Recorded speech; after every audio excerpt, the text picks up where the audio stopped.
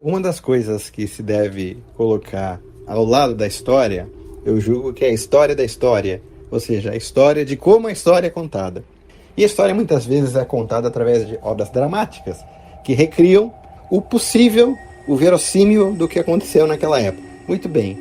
A história de Roma, evidentemente, ela é prato cheio para se contar várias histórias, né? Particularmente, eu queria agora comparar uma cena entre duas obras artísticas de cinema, de TV, que acredito que mostra não só a história da história, mas como a visão da história muda de uma geração para outra, que é o tema da morte de Pompeu Magno. Eu vou tentar colocar aqui um pouco da cena dos dois, porém, como o YouTube ele usa um algoritmo que reconhece as imagens e dá strike de copyright, então, como eu estou usando de boa fé, como um comentário artístico, eu vou colocar uma imagem na frente, vou tentar disfarçar um pouquinho, né? Porque eu estou fazendo um comentário artístico, ou seja, é liberado, é permitido por lei, porém, o algoritmo é burro, né? A inteligência artificial não é inteligente, né? Ela simplesmente usa uma fórmula matemática e determina que você usou uma obra protegida, né? Quando na verdade você está só comentando aquilo ali e é permitido por lei. Recapitulando um pouquinho a história, né? Pompeu Magno até então era o maior general de Roma e foi derrotado por Júlio César na primeira batalha da Guerra Civil, na Batalha de Fársalos, em 48 a.C. E é antes de Cristo e não antes da Era Comum. Antes da Era Comum é simplesmente a pessoa que quer esconder Cristo, né? Foi antes de Cristo. E o Pompeu Magno foi derrotado na Batalha de Fársalos, foi um frisson no mundo, né? Porque os dois maiores generais se enfrentaram, né? E o Pompeu estava com uma vantagem de 2-1. E ele é derrotado pelo Júlio César. Muito bem. A Batalha de Fársalos era ali na Macedônia, o Pompeu foge e ele vai para o Egito. O Egito estava em guerra civil, né? O Egito era um reino cliente de Roma e havia uma guerra civil entre os dois irmãos, Ptolomeu XIV, porque você não usa ordinal para número após de 10 para rei, e Cleópatra VII. Antes de 10 é ordinal. Então, aquela guerra civil entre os dois, o Ptolomeu tinha expulso a Cleópatra, né, do reino, e ele estava governando ali, e a Cleópatra pelas bordas querendo retornar. Muito bem. Assim que o Pompeu chega no Egito, para cobrar alguns fatores e poder se exilar no Egito, né? Ele é morto ali, a cabeça dele é levada para o rei, e quando Júlio César chega no Egito atrás do Pompeu, é oferecida a cabeça do Pompeu para o Júlio César como um presente, né? Muito bem. O historiador Plutarco diz que César olhou aquilo com horror, é horror. E mais tarde, quando foi entregue o anel da mão do Pompeu para ele, ele chegou a chorar, né? De tristeza pelo destino do Pompeu. Afinal de contas, ele era o inimigo dele, só que o Pompeu era o genro do César, eles tinham uma história comum e eram realmente dois amigos que brigaram ali pelo poder. Mais tarde, o Júlio César se ligou com a Cleópatra e ajudou ela a adicionar o Ptolomeu.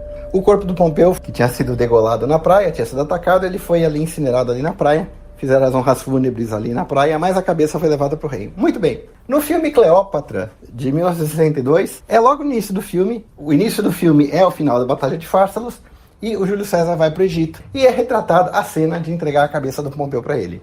E na série da HBO Roma, de 2005 a 2007, também é retratada a cena da Júlio César recebendo a cabeça do Pompeu. Como eu falei, o Plutarco narra que o César achou aquilo um horror, né? Entregar a cabeça para ele. Mas a forma com que a cena da cabeça é mostrada num filme de 62 e numa série de 2005... eu acho fundamental da diferença entre as gerações, né, e pelo menos a tradição artística que há nesse tempo. O filme de 62, ele segue muito bem a tradição do Plutarco, né? César recua com horror, né? O que acontece? Nos valores de antigamente, o homem não pode ser emocional, o homem não pode se destemperar, né? Muito mais em público. Então, no filme de 62... o Júlio César, ele recua, assim, com horror, ele olha, assim, não gosta, mas é bem sutil o ator. O ator é um ator consagrado. Ele faz aquela cara de quem não gostou nada. O espectador não é burro, viu que ele não gostou daquilo, entendeu? O rei vê que ele não gostou daquilo. Mas ele mantém as aparências, né? Como um homem que tem que seguir aquela persona pública, né? Como era a imagem do homem antigamente, né? Ele recua e fica na dele ali, né? Para bom entendedor, ele não gostou, né? É o horror que o Plutarco fala. Muito bem. Na série Roma, de 2005, da HBO, é diferente. Júlio César se destempera. Ele grita: Pompeu era um cônsul de Roma! Como se fosse um moleque. Was a consul of Rome! Por quê? Porque na geração atual, já a masculinidade já está em decadência, né? A masculinidade real é vista como tóxica, então o homem pode se destemperar em público, né? O homem pode chorar em público, o homem pode expressar seus sentimentos, né? Porque a testosterona da população está caindo, né? E os homens estão cada vez menos masculinos. Muito bem. Então, assim, acho muito interessante, 2005 realmente, como o Júlio César, ele é pouco masculino. Sem querer fazer as piadas sobre a sexualidade do César, e sua própria história narra que o Júlio César era um tanto quanto flexível, né, nas suas opções, mas também havia muito xingamento político contra ele, né? Xingavam ele, assim como xingavam o Cícero e xingam todo mundo hoje em dia, né? Um ser político, né? Um homem político, ele é vítima de insultos, né? Mas realmente mostra a diferença realmente entre as gerações que hoje em dia, né? Como em 62 representa-se um Júlio César estoico, masculino, que disfarça a dor que sente no peito, você percebe pelo ar no rosto dele o horror do Júlio César, né? E na série de 2005, né, o Júlio César tem que gritar com o rei do Egito, né? O que do ponto de vista político é ruim. Por quê? Já que o César supunha que os egípcios estariam contra ele, né? Saíam tramando contra ele, ele tinha que esconder o jogo. Se ele mostrasse que ele tá com raiva do rei do Egito, né? Do faraó, né?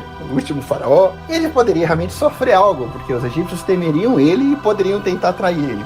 E de fato, realmente, né, o Júlio César, ele dissimulando na história o horror que sentiu, né? Ele realmente ele consegue mais tarde ajudar a Cleópatra e dar o golpe do Ptolomeu e fazer o trono ir para Cleópatra, né? Então, assim, essas duas cenas, elas são emblemáticas, assim, não do Júlio César, não do Pompeu. O Plutarco fala realmente o César chorou, mas não chorou vendo a cabeça do Pompeu. Ele chorou vendo o anel, né, do Pompeu, que entregaram mais tarde para ele, para onde ele chorou, não chorou em público. Imagina o Júlio César chorando em público, né? O Júlio César não chorava em público, é fato. Mesmo quando você usava um efeito mais patético de retórica, né, como Marco Antônio no funeral dele, aquilo ali era muito calculado. O entregar do anel e o ver a cabeça eram momentos diferentes, né? Primeiro ele viu a cabeça, depois ele teve o anel entregue, né? Então realmente acho que essa é uma cena emblemática que mostra realmente não a história do Pompeu, como eu falei de novo, mas sim como as gerações, né, encaram a cena de maneira diferente, né? Claro que alguém pode contra-argumentar dizendo, não, mas eu simplesmente duas obras diferentes, as escolhas dramáticas do diretor, né? Um seriado tem mais tempo para expressar emoções, um filme tem que ser mais compacto. Tudo bem, concordo com tudo isso aí, entendeu? Mas, de qualquer forma, há certos momentos das obras artísticas que há certas cenas, há certas descrições, há certas leituras da realidade que representam, assim, de maneira muito perfeita a situação que você está vivendo e ressoa. Então, vamos dizer assim, essas duas cenas representando a morte de Pompeu, um negócio que aconteceu há 2070 anos atrás, eu acredito que elas falam muito sobre as escolhas artísticas que falam sobre as nossas gerações e as gerações que fizeram essas obras. E como eu falei, não é a história de Pompeu, é a história de nós.